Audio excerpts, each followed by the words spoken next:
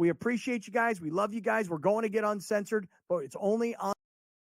Welcome to the Live Golf Team Championship. The golf has been mesmerizing. They are the Live Golf Team Champions. Team golf is back. Oh, yes! Are you ready? Let's go!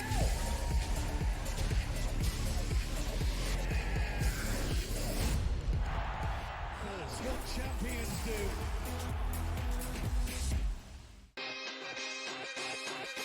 What is the ceiling for this kid? Now that he's got the money, and we saw something click with him, what is the ceiling for a Jordan Love in this Green Bay team? Deepest pass target group in the National Football League. 2 stud tight ends. They're legit 5 deep at receiver, 7 bona fide pass targets. Come on, man. This guy could be a stud. Top 5 quarterback. Game time decisions. Only on SportsGrid. It just goes to show you how special this guy is, and I can't figure out why he doesn't cut through like the Tiger Woods of the world in that kind of dominant fashion in years past. He stepped up to the tee box on the 14th hole, and he was 60-1 to win that golf tournament. You know, he was trailing by 6 shots, and he comes out on top. Newswire. Only on SportsGrid. However many units are on the line, however many people, however many cocktails, like it's a perfect scorecard. And someone questioned him on one hole. He's like, well, one thing I never get wrong is the scorecard. And then we're on like 13 and he's added up and he's like, this is wrong. I look back from number 13 and I'm like, I'm missing $140 somewhere. I don't know where I'm missing it. And I'm looking back and I'm like, no, yeah, it doesn't match up on 11. And I got to track it back to like number 7. Only on SportsGrid. Ferrall has taken over. Let's go. It's Ferrall. Coast to coast. Steaks, chicks, stacks. You and I are going to make a lot of money. It's Ferrall. Coast to coast.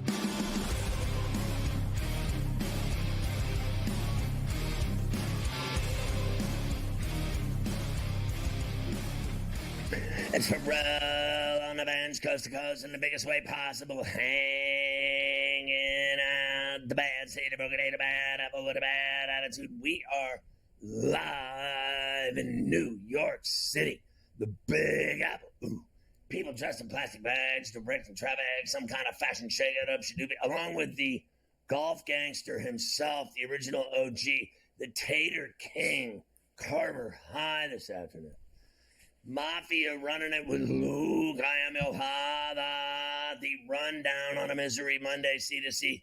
A double shot with Morency from Sports Rage here in this first hour. Plus, in that hour, Troy Rank from the Denver Post.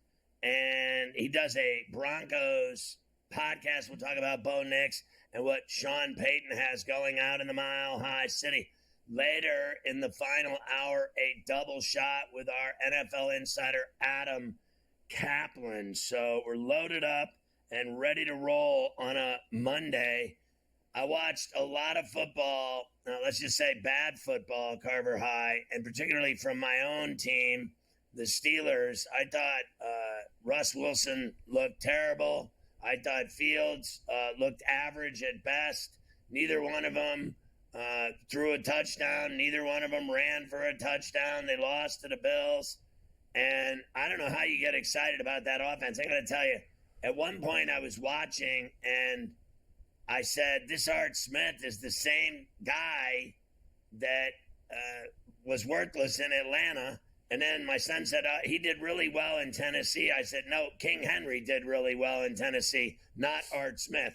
He got credit for Tennessee when he shouldn't have.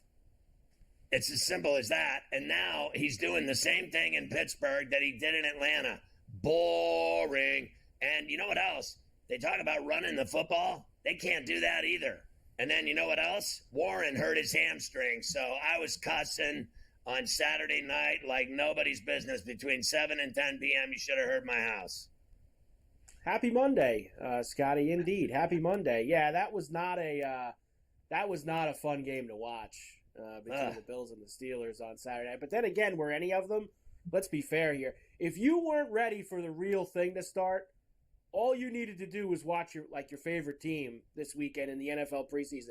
Honestly, these games, 14-13, 9-3, 13-12, 13-6, 16-15, 13-9. You got my point yet? How awful and embarrassing these NFL preseason games are? And to what you said about Arthur Smith and the Steelers, look, I know some people got excited because it was something new, but let's be fair, Scotty. This guy is what Tomlin has always wanted. He always has. Like, this is not – he wasn't going to come in there and bring in this new innovative offense and spread it out, throw the football around.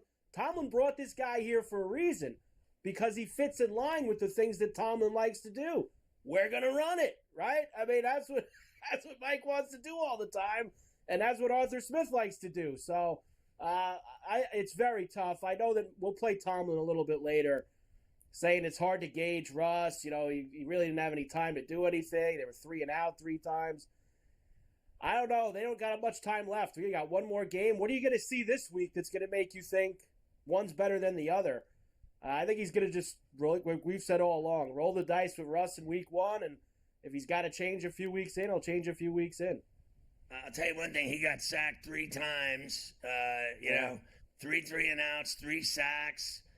He was, 8 of 10 or something, but he threw for like 50 yards. It was embarrassing. All the passes were little dumps. And then Fields, same thing. Now, Fields had a couple of moves, a couple of good passes, and he ran the ball certainly way better than Wilson did. So from what I watched on Saturday night, and I thought in his first game, his 2 fumbles were terrible. People said it was the center's fault and all the rest. The reality is this, though. I thought he played better Saturday than Wilson did. Simple as that. I agree. No doubt. We'll get into all the other preseason storylines, NFL storylines. Lots of teams naming their starting quarterback. I know the Steelers have not yet, but the Commanders made it official with Jaden Daniels. The Raiders are going to go with Gardner Minshew, although really we'll hear from Antonio Pierce later, Scotty. I don't think you wanted to pick between either of them, to be quite honest with you, with how bad both of them have looked during the preseason and training camp. But someone's got to play. Bo Nix looked good again for the Broncos. I'm sure it's a matter of time before he's going to be the starting quarterback in Denver. Lots of baseball to get to as well. I actually have to start today. This just came down. Big injury in baseball. In fact, this team's had a lot of them this year, right? The Atlanta Braves. Now it's third baseman Austin Riley, and we've seen a lot of these this year. Got hit by the pitch yesterday against the Angels in the hand, broke his hand, broken bone in the hand, 6 to 8 weeks, which basically means, Scotty, season's over because it's the middle of August. That's it for Austin Riley. Yeah, I mean, it's going to be really close for the postseason, depending on if they make it, if they even get in, right? Like, so I just think they've had, frankly, a very subpar year. I just don't think that they've done anything to look like a playoff team to me. All those injuries have caught up to them. They certainly have, as they head back home now off of a very long road trip. And I believe they do play the Phillies the next couple days, Scotty, to try to get themselves a little bit closer in that NL East. The Yankees lost 2 out of 3 to the Tigers over the weekend, including the Little League game last night. That's what everybody wanted. Nice 1-0 game into the 9th inning. Man, can they put the juice balls back in play? Can Rob, like somebody at the office, make the call? Like for our high-profile games, like this Little League game, can we put like the juice balls in so that we can see a whole bunch of home runs in these games? I don't know. The game was kind of stiff to me, Scotty, and then the Yankees blew it. Clay Holmes blew his 10th save this year. That's the most by a Yankee since Dave Righetti in 1983. That's a long time ago. Yeah, and then he leads the majors in blown saves. And Sure it was does. 1-0. He blew it, and then they lost in extras. I thought the kids had quite a day with Aaron Judge and with Jazz Chisholm and some of the Yankees. I thought, obviously, and I thought Soto was great to him. I think Judge was the best. He got mauled by kids going into that stadium. He must have taken 2 hours to go 100 yards. and he signed every autograph, took every picture. He was so cool. He was trading Yankee garb with kids, for hats, giving them Yankee stuff for their stuff. And I mean, he was so nice to all those kids. Like, he just has the whole thing figured out. He gets it, man. This guy does whatever it takes to sell baseball and the Yankees. He's such a magnificent showpiece for them. Like, he just goes out and takes over the room. Like, that place, he owned that thing yesterday. And seeing Soto do all the little kids' pictures of the teammates and knowing who they all were, except I think one of them. But the bottom line was, I thought it was better, from that aspect than the game. I thought it was super cool to see Major League Baseball players giving, back to the kids and giving the Little League their day in the sun. I thought it was really cool. That part was awesome. Like you said, I could have used a little more from the actual game. But that part of it was really cool. The game was terrible. And you're right about Judge. He's a guy that gets it, being one of the faces of their game, if not the face of Major League Baseball and the Yankees. What he did with all those kids yesterday was absolutely outstanding. So we got a lot of baseball tonight we'll have to get to. And college football is back this week. We have games on Saturday. Back, week 0. Dublin, the Aviva for Florida State and Georgia Tech, among other games. So we have officially made it through the long football off season. We have real games this week. Let's go. In Ireland, no less.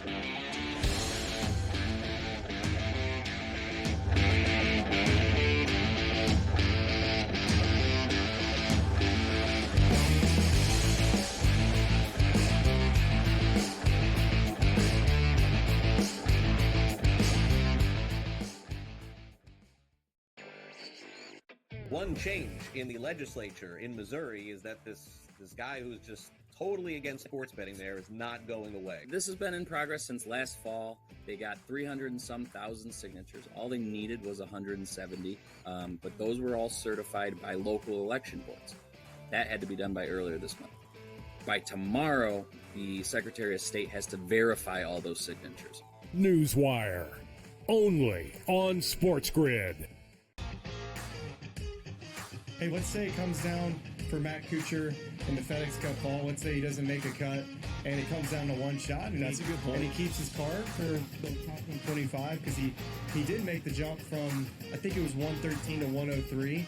So he made a 10-spot jump. So he's got, 17, or let's see, that was not good math. He's got about 20. The Smiley Show, only on SportsGrid. If the U.S. gets to a bad start and they're down or close, I may double down on the second quarter because I know that that's when Steve Kerr is going to want to either A, if it's close, open it up. If they're losing, you got to get the lead because you don't want teams like it was in South Sudan that believe that they can win. Betting above the rim, only on SportsGrid. Let's go. Welcome to the Live Golf Team Championship. The golf has been mesmerizing. They are the Live Golf Team Champions. Team golf is back. Oh, yes! Are you ready? Let's go!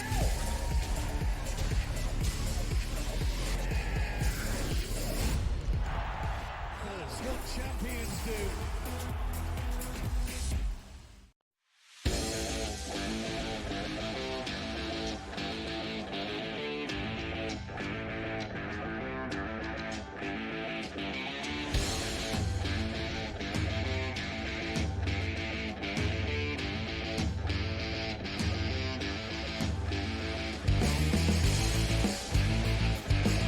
We're lucky enough to get a double shot with Morency every day on C2C. You can catch Sports Rage at 10 o'clock weeknights on every outlet, all of our TV stations, TV streaming networks, on radio, Sports Byline USA, their affiliates, and, of course, on Sirius XM Channel 159. Gabe, you said you had some thoughts on the Steelers coming off of that loss to the Bills in Pittsburgh. Yeah, it's not so much the preseason performances, Scott, but just the overall big picture right now. And you and Carver were talking about it. And why not bring a Cliff Kingsbury in? Why not bring an offensive mind in as opposed to bringing in somebody whose claim to fame was having success running the ball with Derrick Henry? I mean, he's in Tennessee. He's running the ball with Derrick Henry over and over, rinse and repeat. We saw how he wasted all that talent in Atlanta that they drafted. And I just thought it was just another, long list of bad hires as far as the Pittsburgh Steelers and their offensive coordinator position, Scott. And you know the Steelers better than anyone. And I'll tell you what, I'm tired of hearing about how Mike Tomlin wants to run the football. He's been saying that for years, and they never do. And that's the worst thing, Scott. When you're a football team that wants to run the football and thinks you're like this lunch pail team and you see it, they can't run the football. They can't. They don't run the football. You guys talk about running the football all the time. Harris is okay. He's not great. I think Warren's pretty good. He pushes him a bit. Warren's hurt right now. But we saw it, Scott. Remember in Big Ben's last couple of years, we knew that his arm was shot, yet they had him throwing the football 54 times a game. Like, it's baffling. Like, if you want to run the ball, just damn do it. Run the ball 40 times in a row. Sort of like Michigan, right? We don't even hide it. Yeah, no, we're going to run the ball. We just ran the ball 22 times in a row on you. Literally against Penn State. They ran the ball 22 times in a row once. That's lunch pail. That's running the football. The Steelers are lip service, bro. The passing attack, anemic. I was buying in a little bit. I was like, you know what? This team, they can compete for a wild card. I don't know, Scott, man. I don't. It's only preseason. And I'm not judging from the games themselves in the preseason, but the roster, the play calling, just the overall vibe of this football team, I'm not really feeling it, Scott, to be honest with you. I don't think that, I don't think the Falcons have looked good either, but that's who they're playing week 1 in Atlanta. I'll bet Kirk Cousins tears them up. And that's another one. The Falcons are a little weird. They didn't play Penix. They said we've seen enough from him. Right? What? So are they sitting on something? It's like, well, he's that good. There's some people that think that Cousins isn't ready. That it's not a lock. It might be Michael Penix playing in week 1. And that's why they're not playing him in the preseason right now. They shut Penix down. They said, no, we're good. We know who he is. We don't need, no. So to me, that tells me, whoa, I think you guys think that he might be the starting quarterback in week 1. With the money they gave Cousins, it's just because he's still not recovered from the Achilles. Yeah, and he hasn't really practiced much. He's not ready to go, Scott. Like if we're playing, like we're starting the season tomorrow, Michael Penix is the starting quarterback. Like there's a reason they drafted him. You almost have to wonder, why did you sign Cousins? Why did you do this? You knew you were taking Penix. You knew you were taking a quarterback. Like, Scott, I'm a big draft junkie. And you can't believe every report, but I talked to a lot of people and all this stuff. And I had heard the Falcons didn't want Cousins. They want to get a young quarterback and groom with like the players that they have and grow up together. And then they turn around and they got Cousins, but then they still drafted the quarterback. And they were like, see, we told you we like the young quarterback. So why did you just turn around and give Cousins all this money if Penix is going to end up being the one that plays? But it is what it is. There's no way that he's going to play. He might play if he's not ready. If he's not ready, then Penix will go, obviously. But I'm saying they got Cousins and gave him all that money because he's going to play. And it's a short-term deal, Scott. It's like a 2-year deal. It's a 2-year thing, right? So it's win now. But my deal is Cousins going to stay healthy? I don't know. Who knows? Right? That's the crapshoot in this. So I think they. At the time, a lot of people thought they were crazy for drafting another quarterback. It wasn't so crazy, was it? Right? And then they turn around and they got Judon. They got Simmons. So they bolstered the defense, and now they're prepared. Listen, if Cousins goes down, we're not screwed. We've got Penix right now, right? So the plan is obviously for Cousins, but they've got to be a little bit concerned about Cousins' health moving forward here, I think. Well, I still think they win the division, though. The same thing with Aaron Rodgers. If he goes down, the Jets are screwed. I don't want to hear it about Tyrod Taylor and all their grandiose predictions. Both of those guys are coming off Achilles. Yeah, older quarterbacks in the 40s. You know what? If it blows up on you, don't be surprised when it does. That's the moral of the story here. And be prepared for it. The Jets are in a tougher division, obviously, than the Falcons are. I mean, you're really just competing with the Tampa Bay Buccaneers. Let's be real. And they're an average football team, too. who lost their offensive coordinator, who I think is going to have a big impact. Like it's going to hurt them that they lost Canales to the Carolina Panthers. But I still think they can win that division. Yeah. But just as far as the Steelers, Scott, like I said, this whole, we want to run the ball stuff. You guys have been saying that for years. You haven't run the ball since Jerome Bettis was there. Listen, I'll tell you one thing. I think both these Their own line quarterbacks sucks, look Scott. awful. That's the problem It with sucks. the Steelers. Sorry. Well, That's the problem. We'll cut to the chase. Fontenot got hurt, and they finally moved, I think, Jones to his rightful position on the left side. Broderick to moving him around, They had him on the right side. That's not where he's meant to play. So if Fontenot is, depending on what that injury is to that knee, which they said it wasn't major, I think their line is going to be better. But they clearly, I would not argue for 1 second, they clearly couldn't run the ball at all. And watching these guys get sacked and hit in the last two games, it was embarrassing. Like, I'm watching the game, and you realize I have season tickets, and I'm thinking to myself, Jesus, I'm going to go watch this? You know what I do, Scott? I just bet the under. Loved it. What? Loved it. Just bet on the under of the Bill Steelers game. Bet on the under, Just kick back. I was like, every bad play, I was like, excellent. Excellent. The Bills don't care about the preseason. Like, if they win by accident. Like, the Bills won by accident. Like, they weren't trying to win. Who does care about it? The Steelers were just bad. It's awful. Like, the games are awful. I watched 3 games Saturday. I wanted to stick forks in my eyeballs. They're hard watches, Scott. I bet the stuff. I don't even watch it. I watch like the first 10 minutes. I'm like, I'm going to watch a UFC. It is I'm going to bad watch to this watch. instead. Week 1, you'll have scores 45 to 38.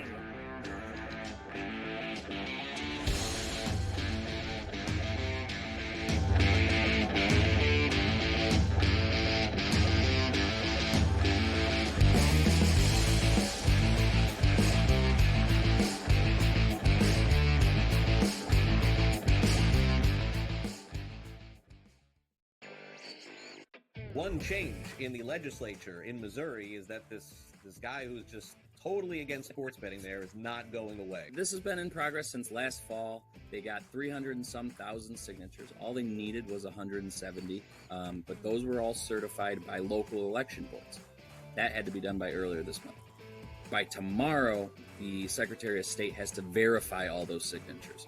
Newswire, only on SportsGrid. Hey, let's say it comes down for Matt Kuchar in the FedEx Cup ball. Let's say he doesn't make a cut, and it comes down to one shot. And that's a good point. And he keeps his card for the top 25 because he did make the jump from, I think it was 113 to 103. So he made a 10-spot jump. So he's got, 17, or let's see, that was not good math. He's got about 20. The Smiley Show, only on SportsGrid. If the U.S. gets to a bad start and they're down or close, I may double down on the second quarter because I know that that's when Steve Kerr is going to want to either A, if it's close, open it up. If they're losing, you got to get the lead because you don't want teams like it was in South Sudan that believe that they can win.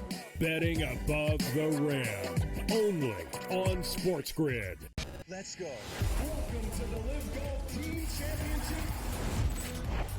The golf has been mesmerizing. They are the Live Golf Team Champions. Team golf is back. Oh, yes! Are you ready? Let's go!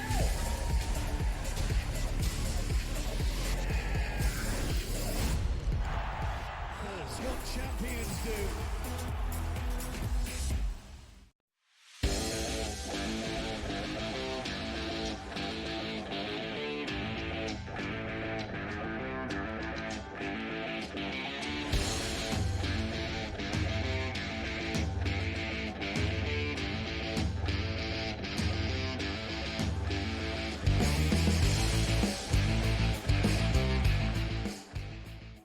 So we're talking to Morency. Catch his show weeknights at 10 East, 7 West, everywhere.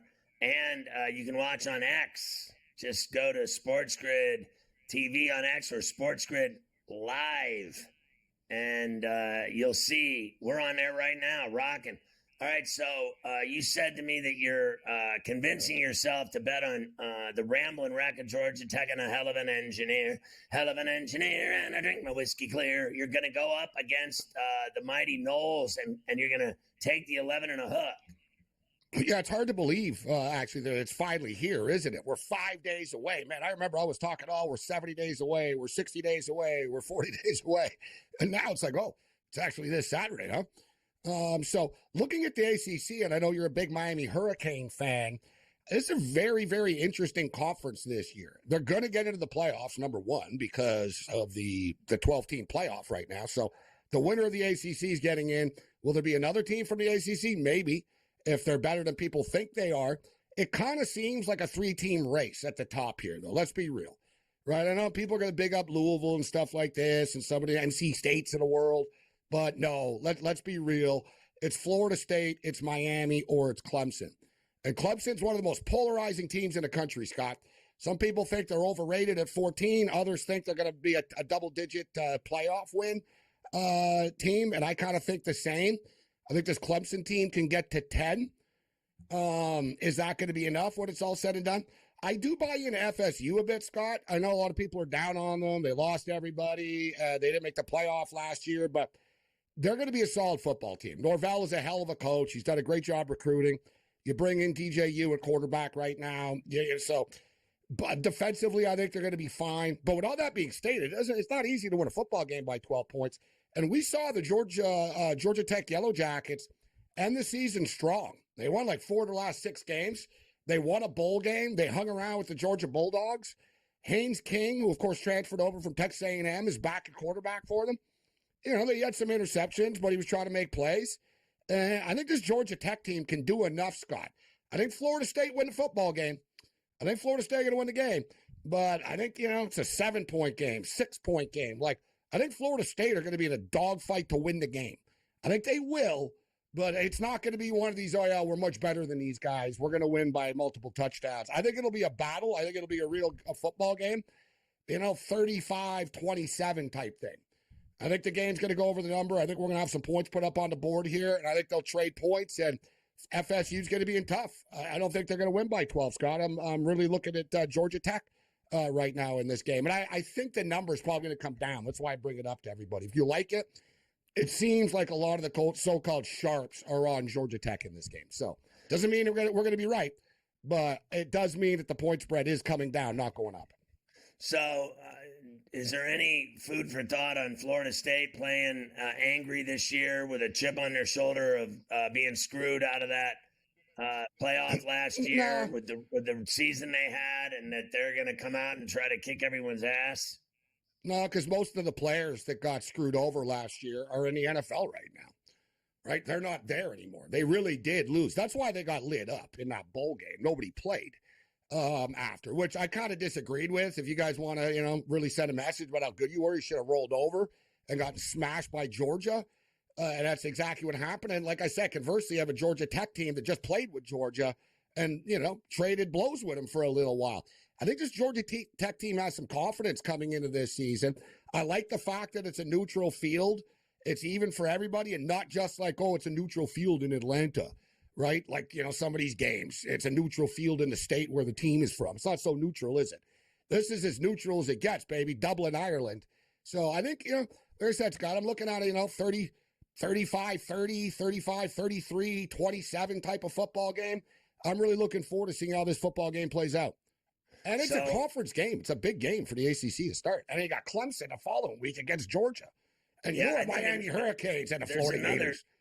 That's a great game on the 31st. I think another team that's getting overlooked is North Carolina State. They think they're loaded. They think they finally have a backfield. They have everything else. They have the defense. They have the quarterback. They have the coach. So they think it every year. Keep an eye on them. Let's see if they do anything. They think they're going to be badass too. And that team, SMU, Scott's there now, too. Keep your eye on SMU. SMU's put a lot of money into this thing. They're looking to make a little bit of a splash as well. I thought they were fantastic last year, but I think going up in class, they might be in for a reality check in the ACC. We'll see. Have a great show tonight, Morency.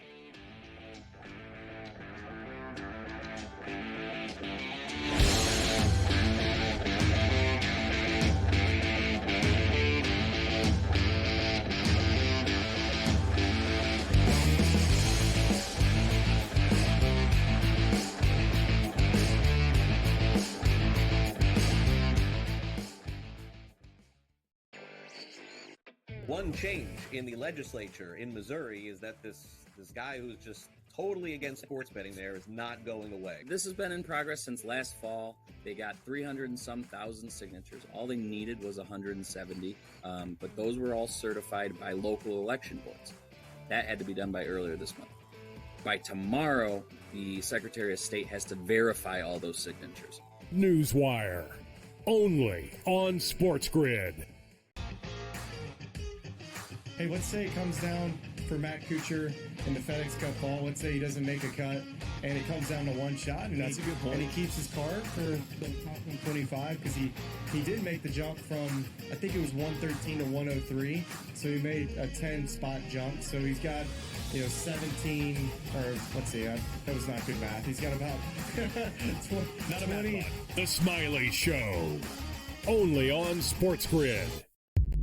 If the U.S. gets to a bad start and they're down or close, I may double down on the second quarter because I know that that's when Steve Kerr is going to want to either A, if it's close,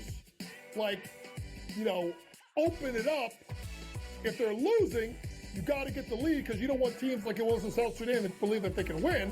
Betting above the rim, only on SportsGrid. Let's go. Welcome to the Live Golf Team Championship. The golf has been mesmerizing. They are the Live Golf Team Champions. Team golf is back. Oh, yes! Are you ready? Let's go!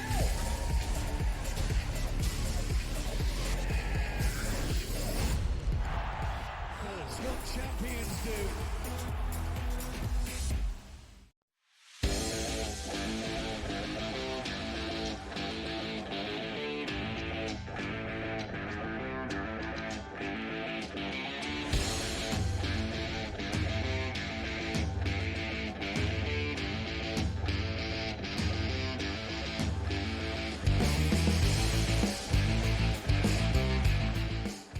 Troy Rank is with the Denver Post. He does a great podcast as well on the Broncos, and there's a lot to talk about, so we thought we'd catch up with him in the thin air on C2C today. Troy, good to see you. I want to start with Bo Nix. Obviously, he's the flavor of the day in Denver. Everyone's talking about him. Everyone's excited about him. I thought overall, what I watched last night, he looked good again. 8 of 9, threw a TD, no sacks, a huge quarterback rating. Obviously, Sean Payton hasn't announced who his quarterback is. Is Bo Nix his quarterback? Yeah, thanks for having me on, Scotty. Yeah, absolutely, he will be the starter. Everybody but Bo knows. It's obvious now. He's 23 for 30, 205 yards, 2 touchdowns, no sacks in 2 preseason games, led them to points in 6 of 7 drives, so 30 points in 6 drives. And remember this about why this will work. Sean Payton picked him out specifically. It's like a college recruiter looking for someone that fits their system. That's why he wanted Bo Nix. There's some Drew Brees light comparisons going on, and that's why you're seeing it is Peyton is calling plays to fit Bo Nix's strength, not the other way around. And Nix has all he's done the last 3 weeks is distance himself from the competition. It's very clear he's ready to be the guy. I would expect Sean Payton to make the announcement either on Wednesday or at the latest on Friday, because I don't expect him to play in the final preseason game. Because if you do that, then you have to play the first string offensive line, and they have no interest in playing the first string O-line in the 3rd preseason game. So, Stidham and Zach Wilson, do you like that quarterback room? We saw, obviously, Zach Wilson here in New York for the last few years, and it was a disaster. Yeah, listen, I mean, I think Zach Wilson has been rejuvenated, as any quarterback would be that's not playing under Nathaniel Hackett. Pretty sure Nathaniel Hackett is the worst coach I've ever covered in 35 years of covering professional sports. Nice guy. I've never seen. He made passing a football in his time in Denver. He made passing a kidney stone look easier than passing the football. It was easily the worst 15 games I've ever seen of offense. Have you ever done that, Troy? I've passed a kidney stone. That's no joke. I have, and It was easier than watching them try to score points under Nathaniel Hackett in 2022 for 15 games. Listen, Hackett's a good dude. He's certainly not a head coach, and the only one he's worked well with is Rodgers, maybe briefly in Jacksonville as well. But it was a disaster in New York. He's been rejuvenated. He did not play particularly well last night. Stidham outplayed him. As we sit here today, the way it lines up, Nix would be the starter, Stidham would be the backup, and Wilson would be the third. You're like, well, why do you keep Wilson then? I don't think he gets through waivers. As crazy as that sounds, he's put on enough good tape this summer that I'm not sure it only takes one GM. He was a second overall pick. So Right.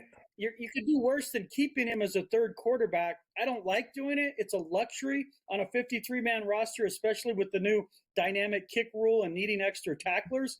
But as we sit here right now, I think they're going to go with 3 quarterbacks. Stidham is protection. Like he's the guy. Like if this thing gets bad with Nix, then it's the U.S. minnow with Stidham coming in. If it's bad and you have to go right to Wilson, it could be the Titanic, as you saw in New York.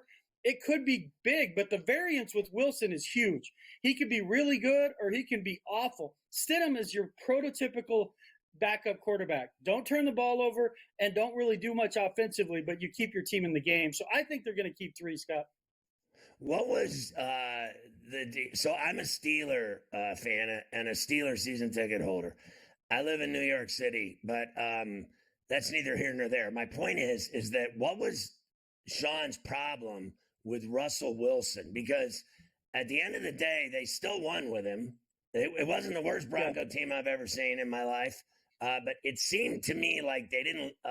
It seemed like Sean Payton didn't like him.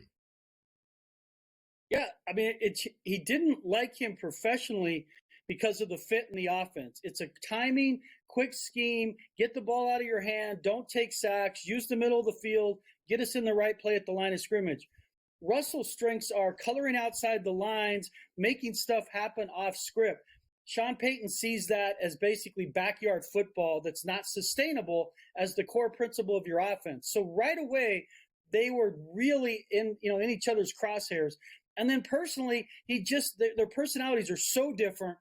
Sean is arrogant, condescending, sarcastic, drives hard. And Russell is corny in a lot of ways. He's just different. And I've known Russell since the Rockies drafted him in 2000, whatever it was. I can't even remember, in 2010. It's just they didn't fit. And by the end of it, when he exploded on the sideline with Russell in Detroit, he had just reached his flashpoint of Russell not running the offense he wanted him to run. They had 45 sacks of Russell last year. Internally, when I talked to sources, they probably blame Russell Wilson for probably 30 to 35 of those sacks. That was at the core of it, because Peyton looked up the stats.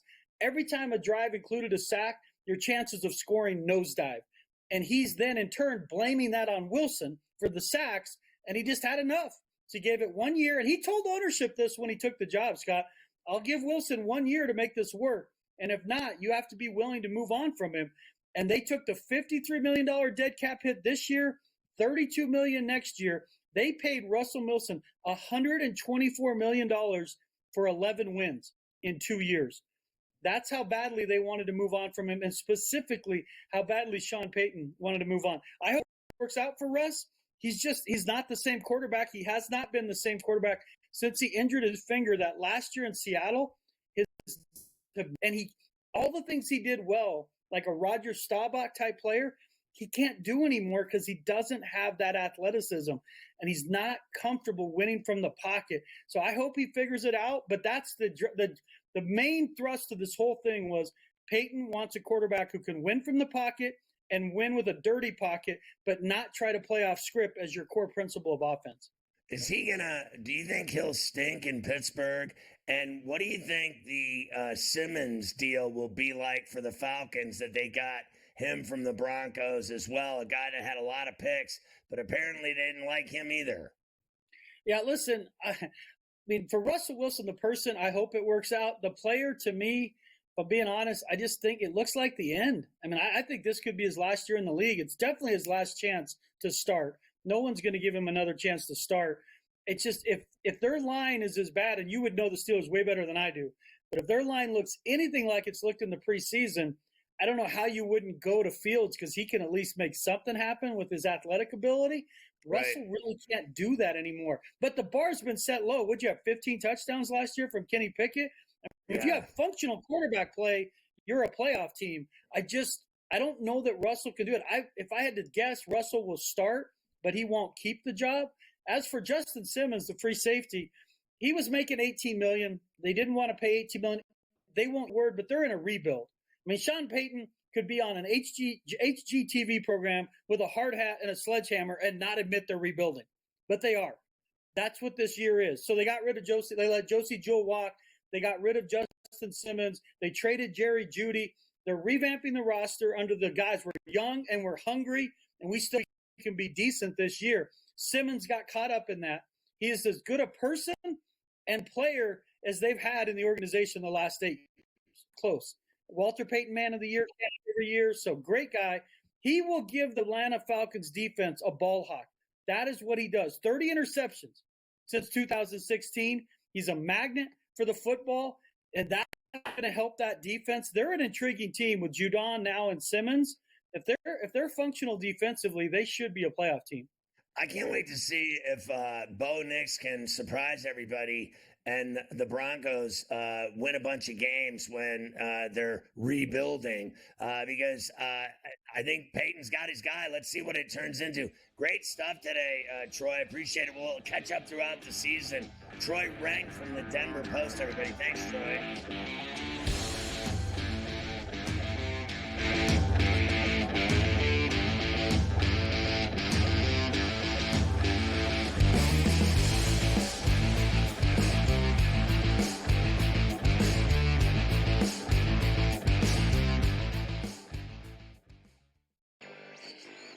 One change in the legislature in Missouri is that this guy who's just totally against sports betting there is not going away. This has been in progress since last fall. They got 300 and some thousand signatures. All they needed was 170, but those were all certified by local election boards. That had to be done by earlier this month. By tomorrow, the Secretary of State has to verify all those signatures. Newswire, only on SportsGrid. Hey, let's say it comes down for Matt Kuchar in the FedEx Cup ball. Let's say he doesn't make a cut, and it comes down to one shot. And That's a good point. And he keeps his card for the top 125 because he did make the jump from, I think it was 113 to 103. So he made a 10-spot jump. So he's got, 17, or let's see, that was not good math. He's got about 20. The Smiley Show, only on SportsGrid.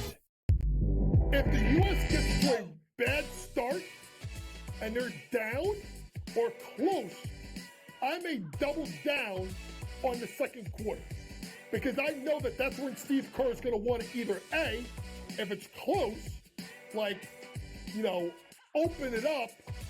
If they're losing, you got to get the lead because you don't want teams like it was in South Sudan to believe that they can win. Betting above the rim, only on SportsGrid. Let's go. Welcome to the Live Golf Team Championship. The golf has been mesmerizing. They are the Live Golf Team Champions. Team golf is back. Oh, yes!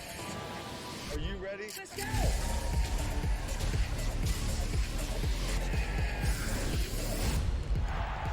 That's what champions do.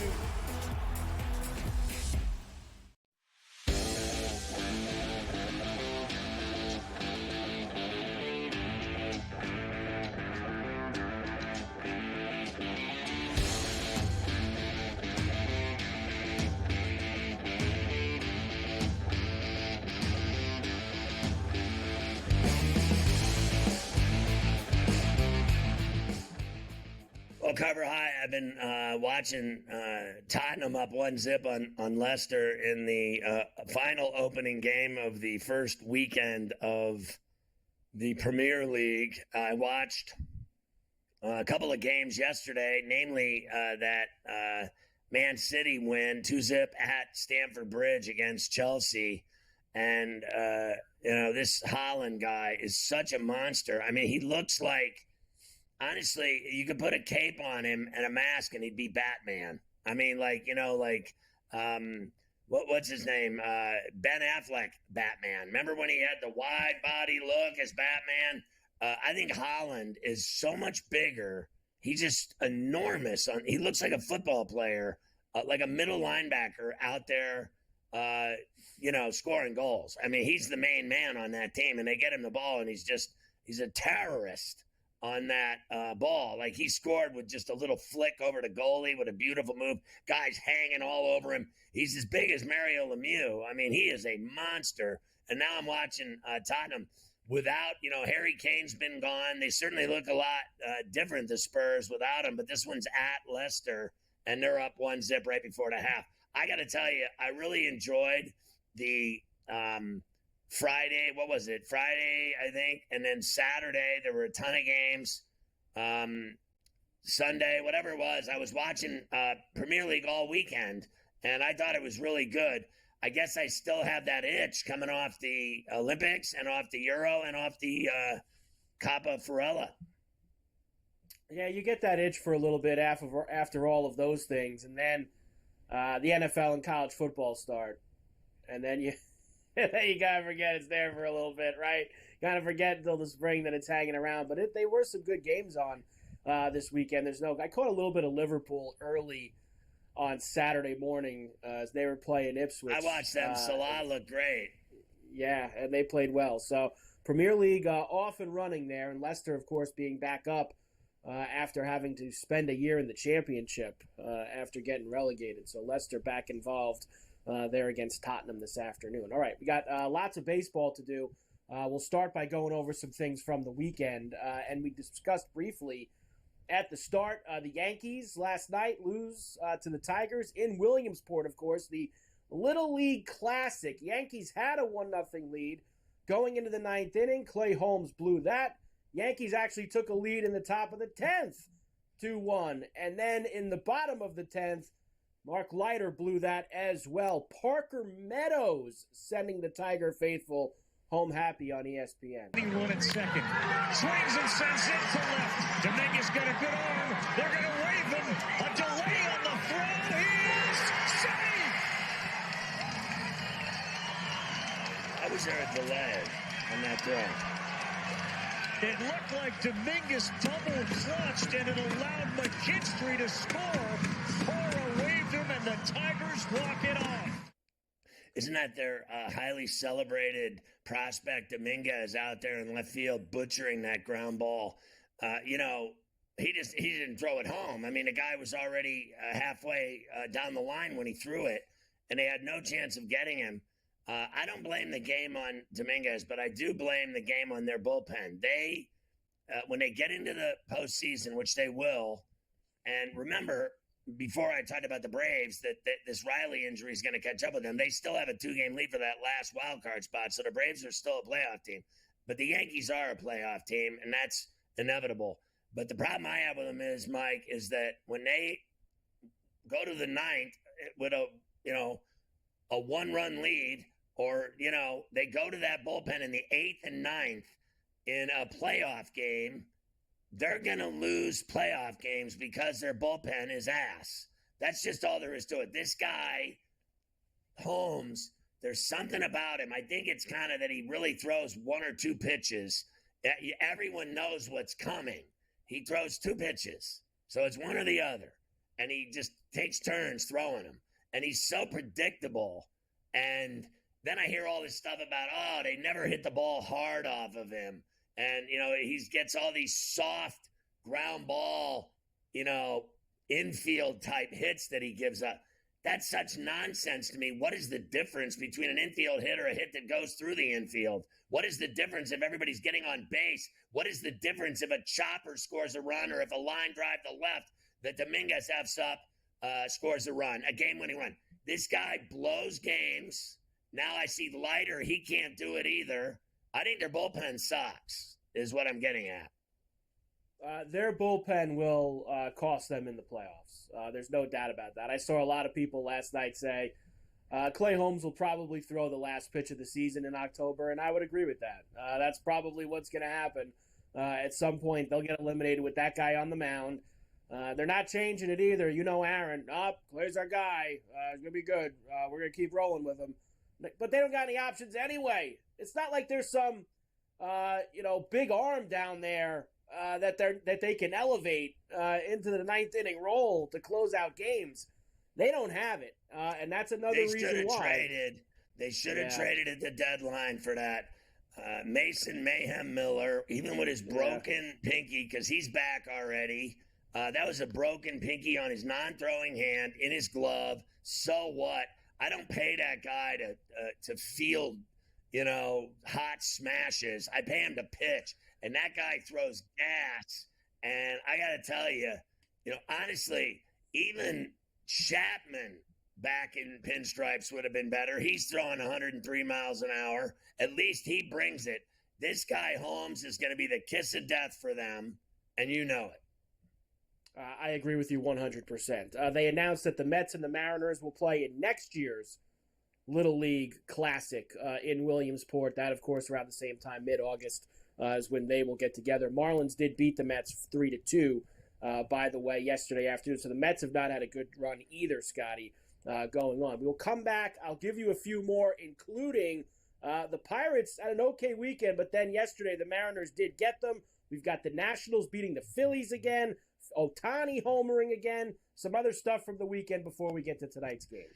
I watched that Woodford Bourbon give up all those runs at PNC. Oh, my God, what a disaster.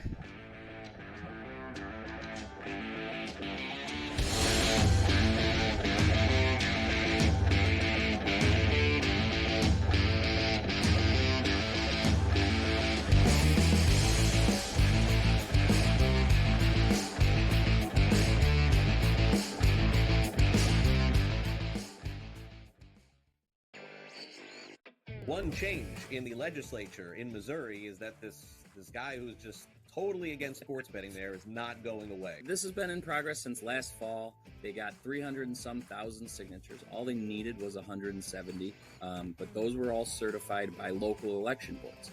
That had to be done by earlier this month. By tomorrow, the Secretary of State has to verify all those signatures.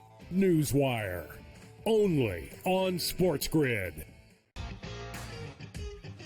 Hey, let's say it comes down for Matt Kuchar in the FedEx Cup ball. Let's say he doesn't make a cut, and it comes down to one shot. And that's a good point. And he keeps his card for the top 125 because he did make the jump from, I think it was 113 to 103.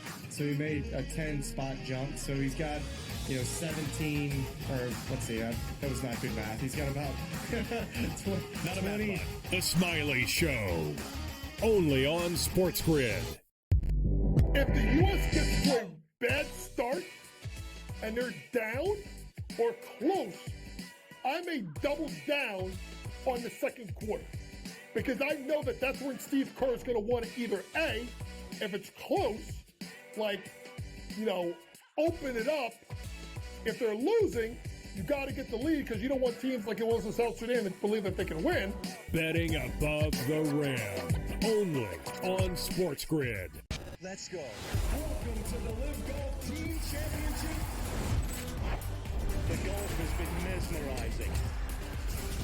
They are the Live Golf Team Champions. Team golf is back. Oh, yes! Are you ready? Let's go!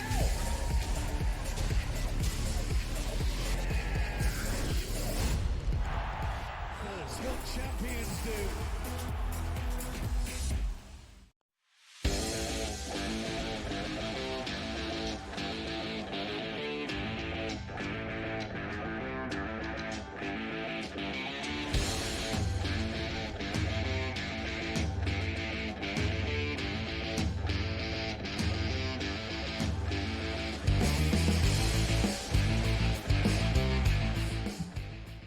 So we're talking baseball on C2C on a Monday. I know that there has been some spew news in the newsroom. There has been developing stories.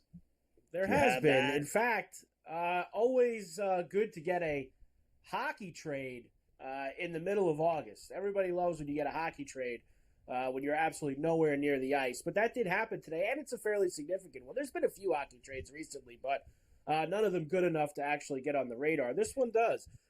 Columbus sends Patrick Laine to Montreal. Laine and a second-round pick to Montreal. Jordan Harris, defenseman, goes back to Columbus in the deal. This is what you would call, Scotty, straight salary dump there. So they send Laine, who makes a pretty penny, up to Montreal, who had a pretty decent amount of cap space, and they will add him to the mix now. Laine, Scotty, once upon a time, was one of the more dangerous goal scorers in the league. He scored 44 goals back in the 17-18 season for Winnipeg. But those numbers have gone down and down and down and down every single year since, especially since he went to Columbus. And he's been miserable, Yes. to have on your team. He just is never happy. He's just been absolutely god-awful in terms of he kind of brings everyone down in the room. Like, he plays everywhere he goes. He's the Debbie Downer of the team, and he doesn't want to be there. And he's moved around like a piece of luggage. I mean, honestly, like, this guy, now he's going to Montreal. Where hasn't he played? I mean, what is left for Patrick Laine? Like, who cares? Well, better get it going in that place, because there's a big difference between Montreal and Columbus, right? They'll let him know that he's not doing well in Montreal. They'll let him know.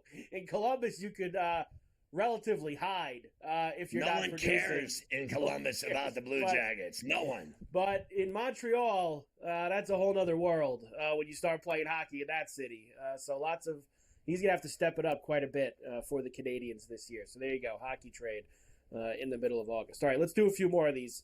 With the Yankees losing, opportunity for the Orioles, and they do take advantage Sunday afternoon. They beat the Red Sox 4-2. Suddenly, Gunnar Henderson getting hot again for the Orioles on Masson. 13 in each game.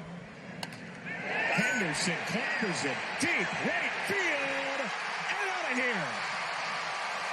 Third time's a charm.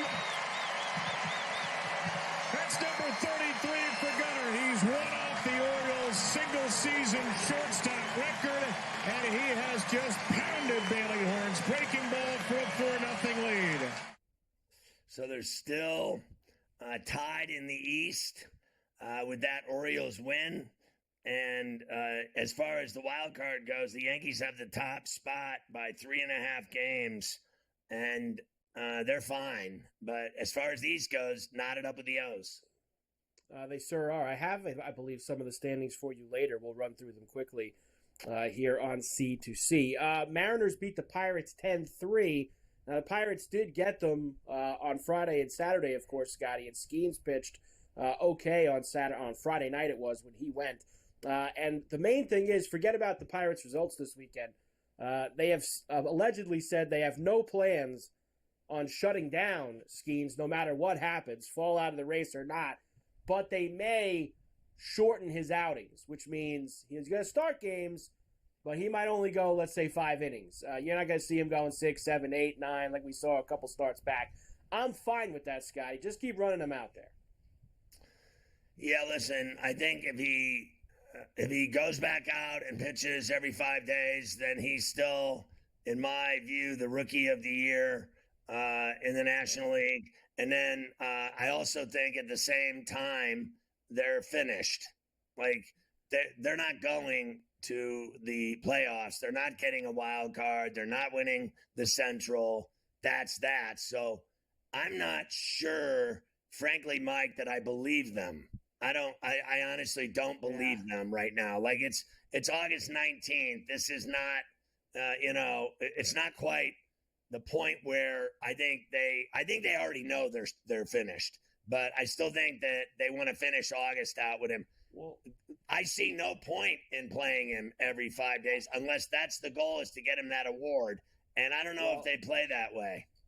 I think there's one other goal for him pitching every 5 days. They get a sellout when he pitches. When he pitches, people show up at PNC. So I think that could factor in Good point. him pitching all the time, too.